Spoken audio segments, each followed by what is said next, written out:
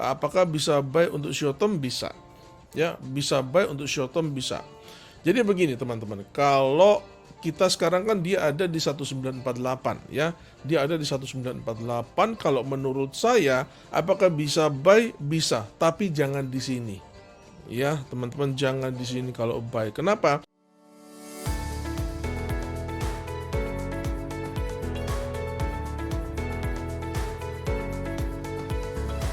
Link pendaftaran ada di kolom deskripsi. Kalau Anda buy di sini, stop loss Anda kejauhan. Ya, stop loss Anda menurut saya kejauhan. Kecuali Anda bersedia menggunakan risk reward ratio 1:1. Ya. Kecuali Anda bisa menggunakan risk reward ratio 1:1, kita ambil di sini ya, teman-teman ya. Seandainya Anda mau risk reward ratio 1:1 ya. Nah, Anda misalkan buy saat ini sekarang ini juga ya, teman-teman ya. Itu dengan stop loss di sini misalkan. Nah, Anda bisa pakai 1:1, oke ya. Oke, kira-kira seperti ini skenario nya bisa, atau Anda tarik sedikit ke bawah. Nah, gini ya teman-teman, masih bisa 1:1 something ya. Itu seperti itu kalau Anda mau buy sekarang. Ya, kalau Anda mau buy sekarang boleh. Tapi risk reward rasionya seperti ini. Saya sih nggak suka. Ya, saya nggak suka.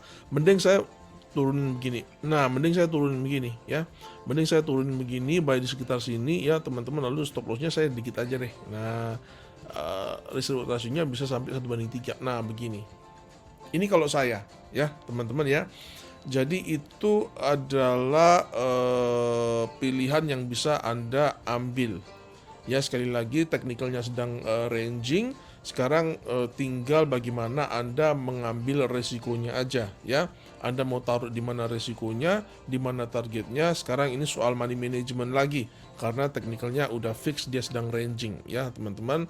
Seperti itu. Kenapa saya mengizinkan untuk buy? Karena bagaimanapun juga gold ini di weekly dia membuat bullish pin bar, atau dia membuat dragonfly doji ya. Jadi saya kira Anda kalau misalkan kita mau buy itu boleh-boleh saja ya. Alright, sampai di mana tadi? Oke. Head and shoulders ya. Bisa sih kalau mau dibuat dikatakan head and shoulders, bisa sih ini ya. Kalau misalkan ini mau dikatakan head and shoulders, bisa sih.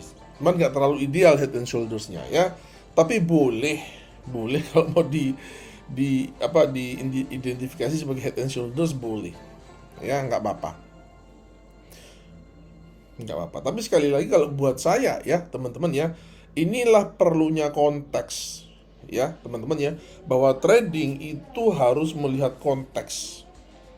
Ini konteksnya bukan salah 100% gitu menurut saya, tapi menurut saya ini konteksnya nggak ideal ya teman-teman ya. Kalau saya itu suka konteks itu yang benar-benar ideal begitu ya. Pertama, kalau kita melihat head and shoulders-nya ini, dia bentuknya memang nggak ideal ya. Jadi head and shoulders yang ideal itu pertama ya teman-teman ya, itu bentuknya itu seperti ini. Saya gambar di mana ya? Sorry. Gini, saya gambar di sini ya. Head and shoulders itu idealnya bentuknya begini ya. Gini ya. Spread. Ini left shoulders-nya ya teman-teman. Kemudian ini adalah head-nya. Kemudian dia reaction low lagi. Nah, ini dia begini. Nah, baru tembus ke bawah. Di sini kita ada neckline. Ya, seperti itu. Nah, ini adalah bentuk idealnya. Ya, memang dia bisa miring ke kiri, bisa miring ke kanan ya. Bahu kanannya ini dia bisa aja pendek, jadi atau bahu kirinya lebih pendek ya teman-teman, dan garis neckline-nya itu dia bisa aja condong ke bawah sini, condong ke bawah sini, atau dia sebaliknya dia condong begini. Itu boleh-boleh saja ya teman-teman. Itu adalah variasinya, nggak masalah. Cuman idealnya tuh begini ya. Jadi di antara shoulders-nya ini nggak boleh terlalu banyak menurut saya ya, nggak boleh terlalu banyak konsolidasi. Jadi dia tuh harus gitu ya teman-teman ya. Seringkali yang terjadi ya teman-teman, kalau kita melihat ini, ini dia ada konsolidasi begini loh yang saya nggak suka itu. Nah, ya, ada konsolidasi yang seperti ini yang saya nggak suka ya, teman-teman ya. Ini juga sebenarnya sama. Ya, ini juga sebenarnya sama, ada jadi bahu kanan dan kirinya itu konsolidatif ya. Saya nggak terlalu suka untuk yang seperti ini ya, teman-teman ya, terus terang aja, karena sekali lagi menurut saya itu tidak nggak ideal ya. Itu yang pertama ya, teman-teman. Lalu kedua, menurut saya Head and Shoulders ini tidak ada di dalam konteks yang terlalu tepat ya, teman-teman. Kenapa?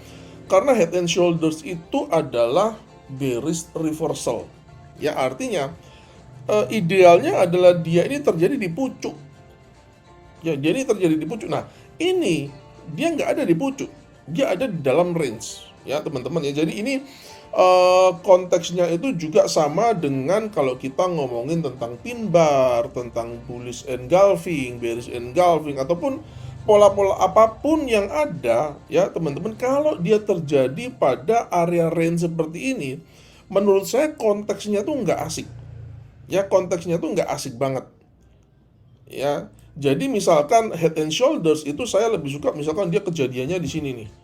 Nah, di sini nih, di pucuk nih. Nah, di pucuk sini ya, itu lebih kontekstual, lebih sesuai konteksnya ya, teman-teman ya. Jadi di kiri kanannya ini kosong ya. Jadi di kanannya kosong, di kirinya ini juga kosong ya, karena dia merupakan reversal kan, bearish reversal. Demikian juga kalau inverse Head and Shoulders itu dia letaknya di bawah gitu ya. Tapi kalau seperti ini itu dia konteksnya itu dalam market yang ranging ya, teman-teman. Jadi meskipun ini adalah Head and Shoulders yang valid, tapi konteksnya dia tuh salah tempat ya, salah tempat gitu loh ya. Harusnya nggak di sini konteksnya. Dia kalau misalkan konteks misalkan dia terbentuk di sini, nah itu baru enak konteksnya ya, teman-temannya. Di kanan kirinya kosong itu baru enak. Tapi ini kan terbentuknya kan di sini ya, kirinya ini rame ya, crowded. Jadi kayak nggak sesuai konteks menurut saya ya, teman-teman. Dan ini saya kira penting sih ini, kalau buat saya ini penting banget. Jadi analisa teknikal tuh harus disesuaikan juga dengan filosofinya gitu ya. Jadi kalau reversal ya udah reversal ya. Jadi reversal yang ideal tuh sekali lagi ya, ininya dia nggak boleh berada di dalam sebuah konteks ranging, konteks sideways yang begini, nggak boleh ya, menurut saya nggak ideal ya. Reversal itu kan memang dia harus tidak ranging ya, teman-teman. Dia harus dari trending kemudian dia berbalik reversal ke atas atau ke bawah ya, seperti itu. Oke ya, agak sedikit panjang, agak sedikit teoritis nih, textbook ya, teman-teman, seperti itu. Oke, good ya. Bagus, kita ada sesuatu yang kita bisa belajar ya, teman-teman, dari pertanyaan-pertanyaan semacam ini. Fitra, selamat malam Pak, mohon bantuan analisa BTC USD. Oke, BTC USD ya, BTC USD, alright. Kita pakai Binance ya, punya Binance ini lagi rame. Lagi rame nih Binance. Ada yang ngomong katanya saya anti kripto, saya nggak anti ya. Binance kita lihat dulu di Binance, Bitcoin ya. Ini adalah falling wedge ya, teman-teman ya. Ada falling wedge, bagaimanapun juga ini adalah sebuah pola bullish ya. Meskipun konteksnya nggak ideal sama sekali ya, teman-teman, seperti itu. Kalau break ke atas dia naik ke atas, break ke bawah dia turun ke bawah. Resistance kunci ada di 30.000. Ya ampun, 30.000 ini ya, teman-teman, kelihatannya jelas banget. Kalau dia break di atas 30.000, maka saya kira dia akan mengamuk ke atas lagi ya. Seperti itu untuk Bitcoin. Udah deh, aduh. Sorry.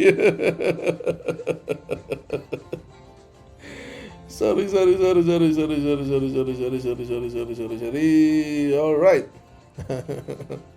Eur NZD Pak. Oke, Eur NZD ya. Eur NZD. Alright.